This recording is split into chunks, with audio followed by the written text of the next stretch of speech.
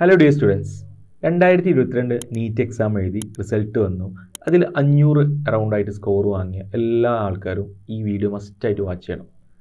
Reason എന്താണെന്ന് വെച്ചാൽ ഈ 500 പ്ലസ് അല്ലെങ്കിൽ 500 അറൗണ്ട് 490 480 അല്ലെങ്കിൽ 550 ഈ റേഞ്ചിലൊക്കെ സ്കോർ ചെയ്ത ആൾക്കാരൊക്കെ കാര്യമായിട്ട് ഭയങ്കര സീരിയസ് ആയിട്ട് ഇതിൻ്റെ പ്രിപ്പറേഷൻ എടുത്ത ആൾക്കാരാണ്. അവർ നന്നായിട്ട് ഹാർഡ് വർക്ക് ചെയ്തിട്ടുണ്ട്, സ്മാർട്ട് വർക്ക് ചെയ്തിട്ടുണ്ട്, ഡെയിലി 12 hours അല്ലെങ്കിൽ 14 hours പഠിച്ച ആൾക്കാരാണ്. അതിൽ പല മോഡ് എടുത്ത ആൾക്കാരുണ്ട്, ഓൺലൈൻ, ഓഫ്ലൈൻ, അതുപോലെ റെസിഡൻഷ്യൽ ഹോസ്റ്റലിൽ നിന്ന് പഠിച്ച ആൾക്കാരുണ്ട്.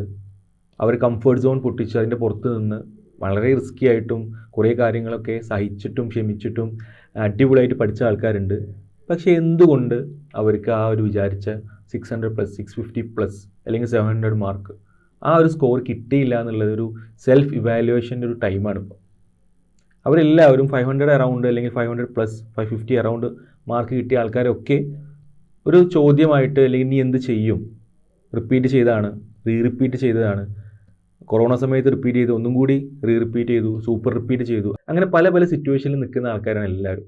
അപ്പോൾ നമ്മളൊരു വെബിനാർ കണ്ടക്ട് ചെയ്ത സമയത്ത് കുറേയധികം ചോദ്യങ്ങളും കുറേ പാർട്ടിസിപ്പേഷനും ഉണ്ടായിരുന്നു. അത് പങ്കെടുക്കാൻ പറ്റാത്ത ആൾക്കാർക്കും കൂടിയാണ് ഈ ഒരു വീഡിയോ. സോ ഞാൻ പറഞ്ഞു, നിങ്ങളൊക്കെ നല്ല രീതിയിൽ പ്രിപ്പയർ ചെയ്ത ആൾക്കാരാണ്. ഇപ്പോൾ എന്തൊക്കെയാവും നിങ്ങൾ അറിയാണ്ട് വന്ന മിസ്റ്റേക്സ്, നിങ്ങൾ ആ ഒരു പ്രിപ്പറേഷനിൽ കടന്നു വന്ന തെറ്റുകൾ എന്തൊക്കെയാവാം. ഇപ്പോൾ ഞാൻ പറയുന്ന ലിസ്റ്റ് ഔട്ട് ചെയ്യുന്ന ഈ മിസ്റ്റേക്സ് ഒന്നും എല്ലാവരും ചെയ്തതാവില്ല. അതിൽ ചിലപ്പോൾ അതിൻ്റെ 50% ഒരു മിസ്റ്റേക്സിന് 50% ആവും ചിലപ്പം നിങ്ങളെ ആ ഒരു സ്കോർ കുറച്ചിട്ടുണ്ടാവുക. സോ അതിലേക്കൊന്ന് കടന്നു വരാം. അതിൽ ഫസ്റ്റ് നമുക്കൊന്ന് നോക്കി വെക്കാം. എന്താ നമ്മൾ ഇടുന്നത്? Self confidence. ഓക്കെ, നമ്മളെല്ലാവരും MBBS നേടണം, ഡോക്ടർ ആവണം, നീറ്റ് എന്ന് പറഞ്ഞാൽ വലിയൊരു കോമ്പറ്റീറ്റീവ് എക്സാമാണ് എന്ന ആ ഒരു മെൻറ്റാലിറ്റിയിലാണ് ഈ ഒരു കോഴ്സ് നമ്മൾ ജോയിൻ ചെയ്തിട്ടുണ്ടാവുക, അല്ലെങ്കിൽ ഈ ഒരു പ്രിപ്പറേഷനിൽ നമ്മൾ പങ്കെടുത്തിട്ടുണ്ടാവുക. പക്ഷേ നമ്മൾ ഏതോ ഒരു വഴിയിൽ സെൽഫ് കോൺഫിഡൻസ്, നമ്മൾ ആത്മവിശ്വാസം എവിടെയോ ചോർന്നു പോയിട്ടുണ്ട്. അത് ചിലപ്പം നിങ്ങളെ പ്രിമൈസസിലുള്ള, നിങ്ങളെ ആ മോഡ് ഓഫ് എഡ്യൂക്കേഷനിലുള്ള കോമ്പറ്റീറ്റീവ് അറ്റ്മോസ്ഫിയർ ആവാം, നിങ്ങൾക്ക് കിട്ടുന്ന ഗൈഡൻസിൻ്റെ പ്രശ്നമാവാം, അങ്ങനെ കുറേ കാര്യങ്ങളുണ്ട്. സെൽഫ് കോൺഫിഡൻസ് അതൊരു എക്സാമ്പിൾ പറയുകയാണെന്നുണ്ടെങ്കിൽ, ഇപ്പോൾ ഞാനത് പഠിച്ചിട്ടുണ്ട്, 100% ഞാനത് പഠിച്ചിട്ടുണ്ട് നമുക്ക് വിലയിരുത്താൻ പറ്റണം. അത് ഏത് സ്റ്റേജിൽ പറ്റും? അതൊരു ചോദ്യമാണ്. അത് നിങ്ങൾക്ക് ആൻസർ വ്യക്തമാക്കേണ്ട ഒരു ചോദ്യമാണ്. ഓക്കെ, അപ്പം അത് ഒരു കാര്യമാണ്. രണ്ടാമത്തത് വരുന്നത് ഈ നീറ്റ് 2022 നീറ്റിൽ കുറേ പേർക്ക് ട്വിസ്റ്റ് വന്നിട്ടുള്ളത് ബയോളജിയിലാണ്. ബയോളജിയിൽ വലിയ ക്വസ്റ്റ്യൻസോ കടിച്ചാൽ പൊട്ടാത്ത ക്വസ്റ്റ്യൻ ചോദിച്ചെന്നല്ല അതിൻ്റെ അർത്ഥം. അതായത് നമ്മൾ നോർമലി വരുന്ന ആ ഒരു പാറ്റേണിൽ നിന്ന് ചെറുതായിട്ട് എന്തൊന്നും മാറിപ്പോയി, വലിയ ക്വസ്റ്റ്യൻസ് ചോദിച്ചു, സമയം നമുക്ക് സേവ് ചെയ്യാൻ പറ്റിയിട്ടുണ്ടായില്ല. അപ്പോൾ നമ്മൾ എന്ത് പറ്റി? കുറേ പേര് ടെൻഷൻ അടിച്ചു. കാരണം ഓരോ ക്വസ്റ്റ്യൻ വായിച്ചുകൊണ്ട് നിൽക്കുന്ന സമയത്ത് നമ്മൾ ടൈം ഇങ്ങനെ റണ്ണിങ് ആണ്. നമ്മൾ ബയോളജിയിൽ സേവ് ചെയ്യുന്ന സമയം നമുക്ക് ചെയ്യാൻ പറ്റിയില്ല. അപ്പോൾ കുറേ പേര് ബയോളജി ആദ്യം സ്റ്റാർട്ട് ചെയ്തു. എല്ലാവരും സജഷൻസ് അല്ലേ, എല്ലാവരും അതിൻ്റെ ഒരു ഇൻസ്ട്രക്ഷൻ കൊടുത്തിട്ടുണ്ടാവില്ല, ബയോളജി ആദ്യം അറ്റൻഡ് ചെയ്യാന്നുള്ളതാണ്. സോ നമ്മൾ ബയോളജി അറ്റൻഡ് ചെയ്ത സമയത്ത് നമുക്ക് കുറേ സമയം സ്പെൻഡ് ചെയ്തു. അപ്പോൾ ഈസിയായ ഫിസിക്സ് അറ്റൻഡ് ചെയ്യാൻ പറ്റിയില്ല. കെമിസ്ട്രി കുറച്ചൊരു ലെവൽ കൂടിയ ക്വസ്റ്റ്യൻസ് ചോദിച്ച സമയത്ത് നമുക്കത് അറ്റൻഡ് ചെയ്യാൻ പറ്റിയില്ല. നമ്മുടെ മൈൻഡ് എന്തായിപ്പോയി, മൊത്തത്തിൽ ഓവർഫ്ലോ ആയിപ്പോയി, മൊത്തത്തിൽ കൺഫ്യൂഷൻ ആയിപ്പോയി. അപ്പോൾ അതൊരു ട്വിസ്റ്റാണ്. ശരിക്കും നമ്മൾ സിനിമയിൽ കാണുന്ന പോലെ ട്വിസ്റ്റാണ്. ഈ ട്വിസ്റ്റ് വിത്ത്സ്റ്റാൻഡ് ചെയ്യാൻ പറ്റണം. ഇപ്പോൾ എന്തൊക്കെ ട്വിസ്റ്റ് വരാം, ഏത് ട്വിസ്റ്റും നമുക്ക് ആ ഒരു 3 hours അല്ലെങ്കിൽ 3 മണിക്കൂറും 20 മിനിറ്റിൽ വരാം. അത് ഏതൊക്കെ സോർട്ട് ഔട്ട് നമ്മൾ മുന്നേ ചെയ്യണം. നോർമലി നമ്മൾ അതിൻ്റെ ഇൻസ്ട്രക്ഷൻസ് കുട്ടിയെ കൊടുക്കുകയാണെങ്കിൽ എന്ത് ട്വിസ്റ്റും നിങ്ങൾ എക്സ്പെക്ട് ചെയ്യണം എന്നുള്ളത്. ഇനി മൂന്നാമത് വരുന്നത് ടൈം മാനേജ്മെൻ്റ് ആണ്. ആക്ച്വലി നീറ്റ് അല്ലെങ്കിൽ ഒരു കോമ്പറ്റീറ്റീവ് എക്സാം എന്ന് പറയുന്നത് ഒരു ഓട്ട മത്സരം പോലെ തന്നെയാണ്. നമ്മൾ പണ്ട് ചെറുപ്പത്തിലൊക്കെ പങ്കെടുത്ത ഓട്ട മത്സരമൊക്കെ പോലെ തന്നെയാണ്, കുറച്ച് ലോങ് റണ്ണാന്ന് മാത്രം. അപ്പോൾ അതിന് നമ്മൾ നല്ല ഫിസിക്ക് വേണം, നല്ല ബോഡി മസിൽ ഗെയിൻ ചെയ്യണം. അതൊന്നും പോരാ, അതിൻ്റെ കൂടെ എന്ത് വേണം? ടൈം. ഓക്കെ, ആദ്യം എത്തണം, ടൈം മാനേജ് ചെയ്യണം, അതിന് പ്രാക്ടീസ് വേണം അല്ലേ? ഉസൈൻ ബോൾട്ടൊക്കെ നമ്മൾ പറയാറുണ്ട് 4 വർഷം അല്ലെങ്കിൽ 5-6 വർഷം അവൻ പ്രിപ്പയർ ചെയ്തത്, അത്രയും റേസിൽ പങ്കെടുത്തത്, അത്രയും പ്രാക്ടീസ് ചെയ്തത് ആ ഒരു 9 സെക്കൻഡും ഒരു 53 മില്ലി സെക്കൻഡ് അങ്ങനെ എന്തുവാണ് അതിൻ്റെ ഓർമ്മയില്ല. അപ്പോൾ അതിന് വേണ്ടിയിട്ടാണ്. അപ്പോൾ അതിനുള്ള പ്രാക്ടീസാണ് അവർ അത്രയും വർഷം ചെയ്തുകൊണ്ടിരുന്നത്. അതുപോലെ നമ്മൾ ടൈം മാനേജ് ചെയ്യണമെന്നുണ്ടെങ്കിൽ നമ്മൾ അത്രയും പ്രാക്ടീസ് ആവണം. പ്രാക്ടീസ് മാത്രം പോലെ നമ്മൾ എന്ത് ചെയ്യണം? ഈ പറഞ്ഞ പോലത്തെ ട്വിസ്റ്റുള്ള ആ ഒരു അറ്റ്മോസ്ഫിയറിൽ നമുക്ക് ആ ടൈം മാനേജ് ചെയ്യാൻ പറ്റണം. നമുക്കറിയില്ല എങ്ങനെയാണ് ക്വസ്റ്റ്യൻ വരിക എന്നുള്ളത്. അപ്പോൾ അടുത്ത നീറ്റിന് പ്രിപ്പയർ ചെയ്യുന്ന ആൾക്കാർക്ക് ഇത് എങ്ങനെ വരും എന്നറിയില്ല. അപ്പോൾ ടൈം മാനേജ് ചെയ്യുക എന്നുള്ളത് ഭയങ്കര ഇമ്പോർട്ടൻ്റാണ്. അപ്പോൾ അതെങ്ങനെയാണ് ചെയ്യുക? നമ്മൾ by practice. Okay, so NEET 2022 prepare ചെയ്ത എല്ലാവർക്കും ടൈം മാനേജ്മെൻറ്റ് അറിയാം, അത് എന്തായാലും ഒരു ഇമ്പോർട്ടൻറ്റ് ഘടകമാണെന്ന് അറിയാം. പക്ഷേ അവർക്ക് എത്ര നമ്പർ ഓഫ് ക്വസ്റ്റ്യൻ ചെയ്യണം, ഓക്കെ, അതുപോലെ തന്നെ ഈ ഒരു അറ്റ്മോസ്ഫിയർ എങ്ങനെ ഹാൻഡിൽ ചെയ്യണം, ഈ ഒരു സിറ്റുവേഷൻ എങ്ങനെ ഹാൻഡിൽ ചെയ്യണം. അപ്പം ടഫായിട്ടുള്ള ക്വസ്റ്റ്യൻ ചോദിക്കുന്ന സമയത്ത് അതിൽ എത്ര സമയമാണ് ഒരു ക്വസ്റ്റ്യനിൽ നമുക്ക് സ്പെൻഡ് ചെയ്യാൻ പാടുള്ളൂ. ഈ സമയം കഴിഞ്ഞാൽ ആ ക്വസ്റ്റ്യൻ സ്കിപ്പ് ചെയ്ത് അടുത്ത ക്വസ്റ്റ്യനിലേക്ക് പോകണം. എന്നാലേ നമുക്ക് വീണ്ടും തിരിച്ചു വന്നിട്ട് ഈ ക്വസ്റ്റ്യൻ ഒന്നും കൂടി റീചെക്ക് ചെയ്തിട്ട് നമ്മളെ മൈൻഡൊക്കെ ഒന്ന് ഫ്രീ ആയിട്ട് ഒന്നും കൂടി ചെയ്യാൻ പറ്റുള്ളൂ. അപ്പോൾ ആ ഒരു സംഭവം, ആ ഒരു സിറ്റുവേഷൻ എങ്ങനെ ഹാൻഡിൽ ചെയ്യണമെന്ന് നമുക്ക് ശരിക്ക് പ്രാക്ടീസിലൂടെ തന്നെ ചെയ്യണം. അതുപോലെ തന്നെ പ്രോപ്പർ ഇൻസ്ട്രക്ഷൻ കിട്ടണം, പ്രോപ്പർ ഗൈഡൻസ് കിട്ടണം, നല്ലൊരു കോച്ചിങ് വേണം, നിങ്ങൾക്ക് നല്ലൊരു കോച്ചിനെ കിട്ടണം. Okay, next is fourth one, practice തന്നെയാണ് അല്ലേ. നമ്മൾ പറയും പ്രാക്ടീസ് പ്ലസ് ടൈം മാനേജ്മെൻ്റ് ആണ് നീറ്റ്, നമ്മൾ അങ്ങനെ തന്നെ പറയും. അപ്പം ഈ പ്രാക്ടീസ് പറയുമ്പോൾ ഞാൻ പറയുന്ന ഈ ടൈം മാനേജ്മെൻറ്റ് വളരെയധികം റിലേറ്റഡ് ആണ്. നമ്മൾ എത്ര ക്വസ്റ്റ്യൻസ്, അതുപോലെ തന്നെ എത്ര ഇക്വേഷൻസ്, ഈ NCERT ടെക്സ്റ്റ് റിലേറ്റഡ് ആയിട്ട് വരുന്ന ബയോളജി ആയിക്കോട്ടെ, ഇനോർഗാനിക്, ഓർഗാനിക് കെമിസ്ട്രി, ഫിസിക്സിൽ 1-2 ചാപ്റ്റേഴ്സ് എങ്ങനെ വായിക്കണം, എത്ര പ്രാവശ്യം വായിക്കണം, പച്ചവെള്ളം പോലെ NCERT ആവാൻ എത്ര പ്രാവശ്യം നമ്മൾ റീഡ് ചെയ്യണം, ഓരോ റീഡിങ്ങിന് സമയം എത്രയാണ്, അത് 5 പ്രാവശ്യം വായിക്കുന്ന സമയം എത്രയാണ്, 20 പ്രാവശ്യം വായിക്കുമ്പോൾ എത്ര സമയം വേണം, 30 പ്രാവശ്യം നമ്മൾ NCERT വായിക്കുമ്പോൾ എത്ര സമയം കൊണ്ട് ഓരോ ചാപ്റ്റർ കവർ ചെയ്യണം. ഇത് ഭയങ്കര ഇമ്പോർട്ടൻ്റ് ആയി ശരിക്കും. അത് പ്രോപ്പർ ഇൻസ്ട്രക്ഷൻ വേണം. കാരണം നമ്മളൊക്കെ ഈവൻ ഞാനടക്കം നീറ്റ് അല്ലെങ്കിൽ അന്നത്തെ കീം എഴുതുന്ന സമയത്ത് കുറേ പ്രാവശ്യം വായിച്ചിട്ടുണ്ടായിരുന്നു. നമുക്കൊരു കണക്കുണ്ടായിരുന്നു. നമ്മൾ കള്ളനും പോലീസും കളിക്കുന്ന പോലെ വരയിട്ട് ഇങ്ങനെ ക്രോസ് കിട്ടുകയാണ് നമ്മൾ എന്ത് ചെയ്യുക, NCERT ഓരോ ചാപ്റ്ററിനെയും ഫ്രണ്ടിലുണ്ടാവും. അങ്ങനെയാണ് നമ്മൾ NCERT ലൈക്ക് നമ്മൾ പിന്നെ ടെക്സ്റ്റ് ബുക്ക് ഓറിയൻറ്റഡ് വരുന്ന എല്ലാ ക്വസ്റ്റ്യൻസും എല്ലാ സബ്ജക്റ്റും നമ്മൾ ഹാൻഡിൽ ചെയ്യുക. സോ പ്രാക്ടീസ് ഭയങ്കര ഇമ്പോർട്ടൻ്റ് ആണ്. ഇപ്പോൾ പ്രാക്ടീസും ടൈം മാനേജ്മെൻറ്റും വളരെയധികം അടുത്ത് നിൽക്കുന്നതാണ്.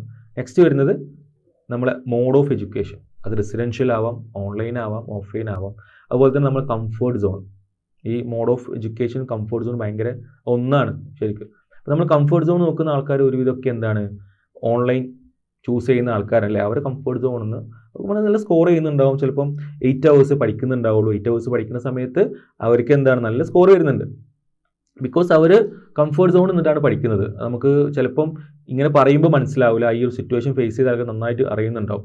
ഓൺലൈനിൽ ഒരു വർഷം ഇരുന്ന് പിന്നെ റെസിഡൻഷ്യലിൽ പോകുന്ന സമയത്ത് അതിൽ ആ ചേഞ്ച്, ആ സ്കോർ ചെയ്യുന്നത് ഇപ്പോൾ ലൈക്ക് ഡോപ്പയിൽ തന്നെ ടോപ്പേഴ്സ് ആയിട്ടുള്ള അഭിനന്ദനും റിയാസിനും ഒന്നും ഒരിക്കലും 690+ ഒന്നും ഒരു എക്സാമിന് ഡോപ്പയിൽ കിട്ടിയിട്ടില്ല. അവർ 650 കിട്ടിയിട്ടുണ്ടാവുള്ളൂ. കാരണം അവർ ആ ഒരു കംഫേർട്ട് സോൺ പൊട്ടിച്ചിട്ടാണ് അവിടുന്ന് എക്സാം എഴുതുന്നത്. Okay fine. അങ്ങനെ ഓൺലൈനിൽ വരുന്ന പിന്നെ കുട്ടികൾക്ക് അല്ലെങ്കിൽ ആ മോഡ് ഓഫ് എഡ്യൂക്കേഷൻ മാറുന്ന അപ്പം ഡെയിലി വരുന്ന കുട്ടികൾക്കൊക്കെ ഈ ഒരു സംഭവം എന്താണ്, കുറേ ഡിസ്ട്രാക്ഷൻസും അതുപോലെ അവരുടെ ആ കംഫേർട്ട് സോണും കുറേയൊക്കെ ആയിട്ടുണ്ട്, പാരയായിട്ടുണ്ട്, അങ്ങനെ തന്നെ പറയാം. അപ്പോൾ അതൊരു കാര്യമാണ്. പിന്നെ വരുന്നത് വളരെ ഇമ്പോർട്ടൻ്റ് ആയിട്ടുള്ളതാണ് 6th വൺ, റിവിഷൻ. റിവിഷൻ എന്ന് പറയുന്നത് നമ്മളെപ്പോഴും പറയും ഈ നീറ്റിൻ്റെ പ്രിപ്പറേഷൻ എന്ന് പറയുന്നത് ഒരു ലോങ് റണ്ണാണ് അല്ലേ. ഒരു 10,000 മീറ്റർ റേസായിട്ട് നമുക്ക് പിന്നെ എന്ത് ചെയ്യാം, താരതമ്യം ചെയ്ത് നോക്കുമ്പോൾ ആദ്യത്തെ പിന്നെ ഒരു ലൈക്ക് 10 ലാപ്പ് ഉണ്ടെങ്കിൽ 8 ലാപ്പ് അല്ലെങ്കിൽ 7 ലാപ്പൊക്കെ ഒരേ പേസിൽ ഓടേണ്ടതാണ്. ഒരു സ്ലോ പേസ് എന്ന് പറയാൻ പാടില്ല, ഒരു മീഡിയം പേസിൽ ഓടണം. പക്ഷേ നല്ല ഫോക്കസ്ഡ് ആയിട്ട് ഫസ്റ്റ് അടിക്കണമെന്ന രീതിയിൽ തന്നെ ഓടണം. സെയിം പേസ് കീപ്പ് ചെയ്യണം. അതിലെന്തുണ്ടാവും, ചിലപ്പം ഒന്ന് മസിൽ ഫാറ്റിഗ് അടിക്കും, ചിലപ്പോൾ ഒന്ന് ഡൗൺ ആവും, ചിലപ്പോൾ എന്ത് ചെയ്യാം, ഗ്രാഫ് ഡൗൺ ആവുന്ന സമയത്ത് നമുക്കത് പിക്ക് ചെയ്ത് വരാനുള്ള ആ ഒരു പേസ് നമ്മൾ എടുക്കാൻ പാടുള്ളൂ ശരിക്കും. അപ്പോൾ അത് വളരെ അടിപൊളിയായിട്ട് വളരെ കൺവീനിയൻ്റ് ആയിട്ട് നമ്മൾ പറയുന്ന ഇൻസ്ട്രക്ഷൻസൊക്കെ അതേപോലെ അനുസരിച്ചിട്ടാവണം എന്ത് ചെയ്യണം. അതായത് ഒരു എക്സാം നടക്കുന്ന സമയത്ത് എത്ര ക്വസ്റ്റ്യൻ ചെയ്യണം, NCERT പിന്നെ ബയോളജിയിൽ എത്ര പ്രാവശ്യം ടെക്സ്റ്റ് വായിക്കണം, ഇങ്ങനെ ഓരോ ഷോർട്ട് എക്സാമിനും വീക്കിലി എക്സാമിനും നമ്മുടെ ഡോപ്പയിൽ നടക്കുന്ന എല്ലാ മാരത്തൺ എക്സാംസ് അങ്ങനെ പല പല എക്സാംസിലൊക്കെ എത്രത്തോളം പ്രിപ്പറേഷൻ ചെയ്യണമെന്ന് നമ്മൾ ഓൾറെഡി പറയും. അതേപോലെ ചെയ്ത് ഇതൊരു ചാപ്റ്റേഴ്സ് കംപ്ലീറ്റ് ആയതിനു ശേഷം പിന്നെ ഒരു പിടുത്തം പിടിക്കാണ്ട്, അതിൻ്റെ പേരാണ് റിവിഷൻ അല്ലേ. അപ്പോൾ നമ്മൾ റിവിഷൻ എന്ന് പറയുന്ന സംഭവം കുറേ പേരൊക്കെ ഹോസ്റ്റലിൽ നിന്ന് ഈ ചാപ്റ്റർ കഴിയുമ്പോൾ നേരെ വീട്ടിലോട്ട് വരും. കുറേ പേര് ആക്ച്വലി ഈ കോമ്പറ്റീറ്റീവ് അറ്റ്മോസ്ഫിയർ വരേണ്ടത് സമയം എന്ന് പറയുന്നത് റിവിഷൻ സമയത്താണ്. റിവിഷൻ അടിപൊളിയാക്കണം. ഈ വീട്ടിലേക്ക് പോയിട്ട് അതിൻ്റെ ആ ഒരു പിന്നെ ട്രാക്ക് കളയുന്ന ആൾക്കാരുണ്ടാവും, ഈ ഒരു സ്കോർ കിട്ടിയ ആൾക്കാരിൽ. അപ്പോൾ അവരെന്ത് ചെയ്യണം, അതൊന്ന് റീവാലുവേറ്റ് ചെയ്യണം, എന്തെങ്കിലും സംഭവിച്ചിട്ടുണ്ടോ. അതുപോലെ റിവിഷൻ എന്ന് പറയുന്നത് കഴിഞ്ഞ നീറ്റ് നമുക്ക് അധികം സമയം കിട്ടിയിട്ടില്ല അല്ലേ. 8 മന്തോ അല്ലെങ്കിൽ 9 മന്തോ കിട്ടിയിട്ടുള്ളൂ കാര്യമായിട്ട് പറയാന്നുണ്ടെങ്കിൽ. അപ്പോൾ പോർഷൻസ് തീരാൻ കുറേ ഇടങ്ങേറായിട്ടുണ്ട്, കുറേ ബുദ്ധിമുട്ടായിട്ടുണ്ട്. ഇപ്പോൾ ഡോപ്പയിലൊക്കെ അവസാനത്തെ 2-3 മാസം റിവിഷൻ സമയത്ത് നടത്തിയ എക്സാംസ് എന്നൊക്കെ പറയുകയാണെന്നുണ്ടെങ്കിൽ ആക്ച്വലി ഒരു ദിവസം കൊണ്ട് പിന്നെ ഫിസിക്സും കെമിസ്ട്രിയും ബയോളജിയൊക്കെ ഫുള്ള് +1 +2 കംപ്ലീറ്റ് കവർ ചെയ്യാൻ പാകത്തിനുള്ള എക്സാംസും മാരത്തൺ എക്സാംസും ഡോട്ട് എക്സാമും അങ്ങനെ പല പേരിൽ എക്സാംസ് ആണെങ്കിൽ കുട്ടികൾക്ക് അടിപൊളി ട്രെയിനിങ് പോയിട്ടുണ്ട്. അപ്പോൾ അതേപോലത്തെ ഒരു റിവിഷൻ സ്ട്രാറ്റജി നിങ്ങൾക്ക് നഷ്ടമായിട്ടുണ്ടോ എന്ന് നിങ്ങളൊന്ന് വാല്യൂറ്റ് ചെയ്യണം. അത് മസ്റ്റാണ്. ഇപ്പോൾ നിങ്ങൾ ഇനിയും നീറ്റിന് ഇരിക്കുന്ന ആൾക്കാരാണ്, 2023 പ്രിപ്പയർ ചെയ്യാനിരിക്കുന്ന ആൾക്കാരാണെന്നുണ്ടെങ്കിൽ ഇതൊക്കെ ഉറപ്പ് വരുത്തണം. ഓക്കെ, അതായത് നിങ്ങൾ റിവിഷൻ അടിപൊളി ആവണം. റിവിഷൻ സമയത്ത് എനിക്ക് നല്ലൊരു കോമ്പറ്റേറ്റീവ് അറ്റ്മോസ്ഫിയർ വേണം. ഓക്കെ, എന്നാലേ അത് ട്രാക്കായി അവസാനത്തിലേക്ക് എത്തുന്ന സമയത്ത് ആ ഒരു 90% മുകളിൽ സ്കോർ ചെയ്യാൻ പറ്റുള്ളൂ. ഈ കാര്യങ്ങളൊക്കെ നിങ്ങൾ എന്ത് ചെയ്യണം? നിങ്ങൾക്ക് ഇതിൽ ഈ പറഞ്ഞ കാര്യങ്ങളിലൊക്കെ നിങ്ങൾക്ക് എന്തെങ്കിലും സംഭവിച്ചു പോയിട്ടുണ്ടോ? അപ്പോൾ അതിനുള്ള സൊല്യൂഷൻസ് നിങ്ങൾ എന്ത് ചെയ്യണം? കണ്ടെത്തന്നെ വേണം. നമ്മളുണ്ട് നിങ്ങൾക്ക് ഹെൽപ്പ് ചെയ്യാൻ. നിങ്ങളെ കോച്ച് ഡോക്ടറാണെന്ന് നമ്മളെപ്പോഴും പറയുന്നത് വെറുതെ അല്ല. കാരണം ഈ ഒരു ഫേസ് നമ്മൾ കടന്നു പോയ സമയത്ത് ഇതിലൊക്കെ ഓരോ അബദ്ധങ്ങൾ പറ്റിയ ആൾക്കാരാണ് ഞങ്ങളൊക്കെ. ഞങ്ങളത് സ്വന്തമായിട്ട് വാല്യുവേറ്റ് ചെയ്തിട്ടും അതുപോലെ ഇത് കമ്പൈൻഡ് ആയിട്ടൊരു ഡിസ്കഷൻ നടത്തിയതിനു ശേഷം ഏറ്റവും അടിപൊളിയായിട്ടുള്ള സൊല്യൂഷൻ നിങ്ങൾക്ക് പറഞ്ഞു തരാണ് ചെയ്യുന്നത്. ഫൈൻ. ഇനി അടുത്തത് നമുക്ക് നോക്കാം. അടുത്തൊരു പോയിന്റ് ഈ ഒരു കാലഘട്ടത്തിൽ വളരെയധികം റെലവൻസ് ഉള്ളൊരു സംഭവമാണ് അല്ലേ? അതായത് മെൻ്റൽ സപ്പോർട്ട്, നിങ്ങളെ മെൻ്റൽ സ്ട്രെങ്ത്ത്. അതായത് ഈ ഒരു എക്സാം, ഒരു കോമ്പറ്റേറ്റീവ് എക്സാമിലേക്ക് നിങ്ങൾ പ്രിപ്പയർ ചെയ്യുന്ന സമയത്ത് പല ഇഷ്യൂസും പല സറൗണ്ടിങ്സിനൊക്കെ ഭയങ്കരമായിട്ടുള്ള ഹുക്ക് കാര്യങ്ങൾ വരാനുണ്ട് അല്ലേ? പിന്നെ കുറേ പേര് ചോദ്യങ്ങൾ അതിന് ആൻസർ ചെയ്യണം, വിചാരിച്ച പോലെ സ്കോർ ചെയ്യാൻ പറ്റുന്നില്ല, പാരൻസ് ഫീസ് കൊടുത്തിട്ടാണ് ഹോസ്റ്റലിൽ ചേർന്നിട്ടുള്ളത്, ഫിനാൻഷ്യലി അത്ര സൗണ്ട്സ് അല്ല, എന്നാലും പാരൻസ് ഞാൻ രക്ഷപ്പെട്ടോടെന്ന് വിചാരിച്ച് അങ്ങനെ കുറേ മൈൻഡിൽ കുറേ കാര്യങ്ങൾ കിടന്ന് കളിക്കുന്ന ഒരു ഏജാണ്. പിന്നെ അതുപോലെ തന്നെ നിങ്ങളെ ആ ഒരു സിറ്റുവേഷൻ അങ്ങനെ ആയിരിക്കാം. ഓക്കെ, ആ സമയത്ത് നിങ്ങൾക്കൊരു സ്ട്രോങ് ആയിട്ടുള്ള മെൻ്റൽ സപ്പോർട്ട് വേണം. നിങ്ങൾ സ്ട്രോങ് ആവണം. ഓക്കെ, നിങ്ങൾ സ്ട്രോങ് ആവണം, അല്ലെങ്കിൽ നിങ്ങൾക്ക് നല്ലൊരു സപ്പോർട്ട് കിട്ടുന്ന ഒരു മെൻറ്റർ വേണം. ഡെഫിനറ്റ്ലി ഡോപ്പയിലൊക്കെ നമുക്ക് ഏറ്റവും, ഇപ്പോൾ നമ്മൾ ഡോപ്പയിലെ അവസാനത്തെ സമയത്ത് എക്സാം എഴുതാൻ പോകുന്ന സമയത്ത് ഒരാൾക്കും എന്തില്ല, ടെൻഷനില്ല എക്സാമിന്. എക്സാം ഫിയറോ ഇല്ല. ബിക്കോസ് നമ്മളൊക്കെ കുട്ടികളോട് പറയാറുള്ളത്, നിങ്ങൾ എൻട്രൻസ് പ്രിപ്പറേഷൻ സ്റ്റാർട്ട് ചെയ്യുമ്പോഴും അത് ടുവേഴ്സ് എൻഡിലേക്കൊക്കെ എന്ത് ചെയ്യണം, നിങ്ങൾ MBBS കിട്ടണം അല്ലെങ്കിൽ ഡോക്ടർ ആവണം, കേരളത്തിലല്ല ഇന്ത്യയിലെ ഏറ്റവും പ്രസ്റ്റീജിയസ് ആയിട്ടുള്ള ഇൻസ്റ്റിറ്റ്യൂട്ടിൽ പഠിക്കണം എന്ന് പറഞ്ഞിട്ട് തന്നെയാണ് നിങ്ങൾ പ്രിപ്പറേഷൻ മുന്നോട്ട് കൊണ്ടുപോകുന്നത്. പക്ഷേ ടുവേഴ്സ് എക്സാം വരുന്ന സമയത്ത് നിങ്ങൾ ഒരിക്കലും അങ്ങനെയല്ല അതിനെ കാണേണ്ടത്. ഈ എക്സാം ഏറ്റവും അടിപൊളിയായിട്ട് എന്നെക്കാൾ പറ്റുന്ന പോലെ ഏറ്റവും അടിപൊളിയായിട്ട് മിസ്റ്റേക്സ് മാക്സിമം റെഡ്യൂസ് ചെയ്ത് എന്നെക്കൊണ്ട്, ഞാൻ പഠിക്കാത്തത് കൊണ്ട് ഒരു ക്വസ്റ്റ്യൻ എനിക്ക് കിട്ടാതിരിക്കരുത്, ഈ ഒരു മെൻറ്റാലിറ്റിയിലാവണം എക്സാം എഴുതേണ്ടത് എന്നാണ് നമ്മൾ പറയാറ്. അപ്പോൾ നിങ്ങൾക്ക് ആ ടെൻഷൻ കുറയും, നിങ്ങൾ നല്ല ഓക്കെ ആവും, നിങ്ങൾ കൂളാവും. It's not a single step process. മനസ്സിലാക്കേണ്ടത് ഒറ്റ സിംഗിൾ സ്റ്റെപ്പ് കൊണ്ട് എടുക്കുന്ന പ്രോസസ്സ് അല്ല ഈ നീറ്റ് എന്ന് പറയുന്നത്. പല സ്റ്റെപ്പുകളും ഭയങ്കരമായിട്ടുള്ള ബ്രേവ് സ്റ്റെപ്സും അതുപോലെ തന്നെ ചില സ്റ്റെപ്സ് ബാക്കോട്ട് അടിക്കേണ്ടതൊക്കെ ആയിട്ടുണ്ട്. സോ നിങ്ങൾ ആ ഒരു ടുവേഴ്സ് എൻഡിലേക്കൊക്കെ നിങ്ങൾക്ക് വരുന്ന മെൻ്റൽ പ്രഷറും കാര്യങ്ങളൊക്കെ അടിപൊളിയായിട്ട് മാനേജ് ചെയ്യുക തന്നെ വേണം. അപ്പം അതിന് നിങ്ങൾക്ക് നല്ലൊരു ഒരു കൈ അല്ലെങ്കിൽ ഒരു കൈത്താങ് വേണം, മസ്റ്റാണ്. അപ്പം അത് നിങ്ങൾക്ക് വന്നിട്ടുണ്ടോ? ലൈക്ക് ആ ഒരു ലാസ്റ്റിലേക്ക് ഉഴപ്പുക എന്നൊക്കെ പറയുന്നതിൽ റീസൺ തന്നെ എന്താണ്? ഞാൻ ഉഴപ്പി പോയിട്ടുണ്ട് സാറേ ലാസ്റ്റ്. ഉഴപ്പാന്ന് പറയുന്നത് നമുക്കൊരു ഓക്കെ ഫീല് കിട്ടുന്നില്ല. ഇപ്പോൾ നമ്മളിപ്പോൾ പറയും നിങ്ങൾ ഓക്കെ ആണോ ചോദിക്കാൻ ഒരാൾ വേണമെന്നില്ല, അങ്ങനെ ഒരാൾ ഉണ്ടാവില്ല. അല്ലെങ്കിൽ നിങ്ങൾ ഓക്കെ ആയിട്ടില്ല, നിങ്ങൾക്ക് കുറേ പെൻഡിങ് ഉണ്ട്, അതെങ്ങനെ തീർക്കേണ്ടതെന്ന് അറിയില്ല, ഒരു 96 ചാപ്റ്റർ ഒരു എക്സാമിന് തലേന്നോ അല്ലെങ്കിൽ എക്സാമിന് ഒരാഴ്ച മുന്നേ എങ്ങനെ അത് റിവൈസ് ചെയ്യണമെന്ന് അറിയില്ല. സോ ഡെഫിനറ്റ്ലി അതൊരു ഇമ്പോർട്ടൻ്റ് ആയിട്ടൊരു ഘടകം തന്നെയാണ് മെൻ്റൽ സപ്പോർട്ട്. പിന്നെ ഇനബിലിറ്റി ടു വിത്ത്സ്റ്റാൻഡ് എന്ന് പറയും അല്ലേ? കുറേ ഇഷ്യൂസ് വരുന്ന സമയത്ത് നമ്മൾ പ്രയോറിറ്റി ഫിക്സ് ചെയ്തിട്ടുണ്ട് അല്ലേ? പഠനമാണ് അന്നത്തെ ആ ഒരു വർഷത്തെ പ്രയോറിറ്റി. പല കാര്യങ്ങൾ അതിലേക്ക് വരും, അസുഖങ്ങൾ വരാം, അതുപോലെ തന്നെ മറ്റു പല കുഞ്ഞു ഇഷ്യൂസ് വരാം, പേഴ്സണൽ റിലേറ്റഡ് ആയിട്ട് കുറേ കാര്യങ്ങൾ വരാം, അതുപോലെ എക്സാം ടഫ് ആവാം. ഓക്കെ, ഒരു വിചാരിക്കുന്ന പോലെ ഗ്രാൻഡ് ടെസ്റ്റിൽ നന്നായിട്ട് പഠിച്ച് ആ എക്സാം ടഫായിട്ട് വരാം, അപ്പോൾ നല്ല സ്കോർ ചെയ്യാൻ പറ്റില്ല. അപ്പോൾ അതൊക്കെ ആ ഒരു സെൻസിലെടുത്തിട്ട് അത് വിത്ത്സ്റ്റാൻഡ് ചെയ്യാനുള്ള അത് നമുക്ക് അതിനുള്ള കഴിവ് എന്ത് ചെയ്യണം, നമ്മൾ ഡെവലപ്പ് ചെയ്തെടുക്കണം. അത് ഫ്യൂച്ചറിലേക്ക് അത് ആവശ്യമാണ് ശരിക്കും. അപ്പം ഇനബിലിറ്റി ടു വിത്ത്സ്റ്റാൻഡ് എന്ന് പറയുന്നത് കുറേ കാര്യങ്ങളുണ്ട്. ഡീറ്റെയിൽ ആയിട്ട് നമ്മളത് പറയും, എന്താണ് ഈ ഒരു ഇപ്പോൾ പറഞ്ഞ ഓരോ സ്റ്റെപ്പിൻ്റെയും ഡീറ്റെയിൽഡ് സൊല്യൂഷൻ തന്നെയുണ്ട്. ഞാൻ പറഞ്ഞ പോലെ സിംഗിൾ സ്റ്റെപ്പിൽ ഒതുങ്ങേണ്ട സംഭവമല്ല, ഡീറ്റെയിൽ ആയിട്ട് തന്നെ പറയും. അപ്പോൾ അതെന്ത് ചെയ്യുക, നമ്മളുമായിട്ട് നിങ്ങൾക്ക് കോൺടാക്ട് ചെയ്യാം. നമ്മൾ DNET DOPA NEET അസസ്മെൻറ്റ് ടൂളിലൊക്കെ നമ്മൾ കാര്യമായിട്ട് കുട്ടികളോട് പറഞ്ഞു കൊടുക്കാറ്, നിങ്ങൾ ഈ പ്രിപ്പറേഷനിൽ ഇന്ന കാര്യങ്ങളൊക്കെ പോയിട്ടുണ്ടായി എന്ന് അവർ മനസ്സിലാക്കി അതിൽ നിന്ന് എന്താണ് വന്നിട്ടുണ്ടെന്ന് കുട്ടികളും പാരൻറ്റും ഐഡൻറ്റിഫൈ ചെയ്ത് നമ്മളോട് ഡിസ്കസ് ചെയ്ത് അതിനൊരു സൊല്യൂഷനായിട്ടാണ് ഡോപ്പയുടെ ഓഫീസ് വിട്ടിട്ട് നമ്മളെ പ്രിയപ്പെട്ട സ്റ്റുഡൻസും അവരുടെ പാരൻസും പോവാറ്. സോ ഡെഫിനറ്റ്ലി നിങ്ങൾക്ക് ഞങ്ങളെ നല്ല രീതിയിൽ യൂസ് ചെയ്യാം ഈ ഒരു കാര്യത്തിന് വേണ്ടിയിട്ട്. ഓക്കെ, അപ്പോൾ അതുപോലെ ലാസ്റ്റത്തെ ഒരു സംഭവമാണ് നിങ്ങൾക്ക് കിട്ടുന്ന ഇൻസ്ട്രക്ഷൻസ്. ഓക്കെ, ഇപ്പോൾ ഇതിൽ റിപ്പീറ്റേഴ്സും റിപ്പീറ്റേഴ്സും അങ്ങനെ പല ടൈപ്പ് ഓഫ് ആൾക്കാരുണ്ട്. +1 നന്നായിട്ട് പഠിച്ച ആൾക്കാർക്ക് ഒരു 550 മാർക്ക് കിട്ടിയ ആൾക്കാരെ എനിക്കറിയാം. പക്ഷെ അവർ റിപ്പീറ്റ് ചെയ്ത സമയത്തും അവർക്ക് 560 കിട്ടിയിട്ടുള്ളൂ. അതെന്തുകൊണ്ടാണ്? റിപ്പീറ്റ് ചെയ്ത സമയത്തും ഇതേപോലത്തെ 550 അല്ലെങ്കിൽ 500+ മാർക്ക് കിട്ടിയ ആൾക്കാർക്ക് റിപ്പീറ്റ് ചെയ്ത സമയത്തും സെയിം മാർക്കാണ് കിട്ടിയിട്ടുള്ളത്. കുറേ പേരൊക്കെ എന്താണ് റിപ്പീറ്റ് ചെയ്യുന്ന സമയത്ത് ഇതൊക്കെ എനിക്കറിയാം, ക്വസ്റ്റ്യൻ ചെയ്താൽ മതി, എനിക്ക് ചാപ്റ്റർ മാത്രമേ പ്രശ്നമുള്ളൂ, ഈ ചാപ്റ്റർ ഈ ഒരു സാർ എടുത്തതാണ്, അതുകൊണ്ട് എനിക്ക് നന്നായിട്ട് അറിയാം, സോ ഞാൻ പഠിക്കേണ്ട ആവശ്യമില്ല, എനിക്കതായിരുന്നു പ്രശ്നം, അതുകൊണ്ട് പിന്നെ ഇയാൾ പറഞ്ഞിട്ടുണ്ട് നമുക്ക് ഇങ്ങനെ ഇൻസ്ട്രക്ഷൻ കിട്ടിയിട്ടുണ്ട്, ഇങ്ങനെയല്ല. അതുപോലെ തന്നെ +2 നന്നായിട്ട് പഠിച്ച ആൾക്കാർക്കും ഇതേ ഒരു ഫീൽ ഉണ്ടാവും. ഡെഫിനറ്റ്ലി നിങ്ങൾ നീറ്റ് പ്രിപ്പയർ ചെയ്യുന്ന സമയത്ത് നിങ്ങൾ റിപ്പീറ്റോ റിപ്പീറ്റോ സൂപ്പർ റിപ്പീറ്റോ ഒന്നുമല്ല, നിങ്ങൾ നീറ്റ് ആസ്പിരൻ്റ് ആണ്. സോ ആ ട്രാക്ക് നിങ്ങൾ കീപ്പ് ചെയ്യുക തന്നെ വേണം, അല്ലേ? ഇപ്പോൾ നമ്മളൊരു സ്കില്ല് ഓറിയൻറ്റഡ് ആയിട്ട് ഇപ്പം ഫുട്ബോൾ ആയിക്കോട്ടെ, കുറേ സമയത്തിന് ശേഷം കുറച്ച് ബ്രേക്ക് എടുത്തതിന് ശേഷം നമ്മൾ ആ ഒരു ഫീൽഡിലേക്ക് ഇറങ്ങുന്ന സമയത്ത്, ഗ്രൗണ്ടിലേക്ക് ഇറങ്ങുന്ന സമയത്ത് നമുക്ക് ആ ഒരു കളിയുടെ അല്ലെങ്കിൽ ആ ഒരു ഗെയിമിൻ്റെ ട്രാക്ക് നിങ്ങൾക്ക് ഡെഫിനറ്റ്ലി മിസ്സായി പോയിട്ടുണ്ടാവും.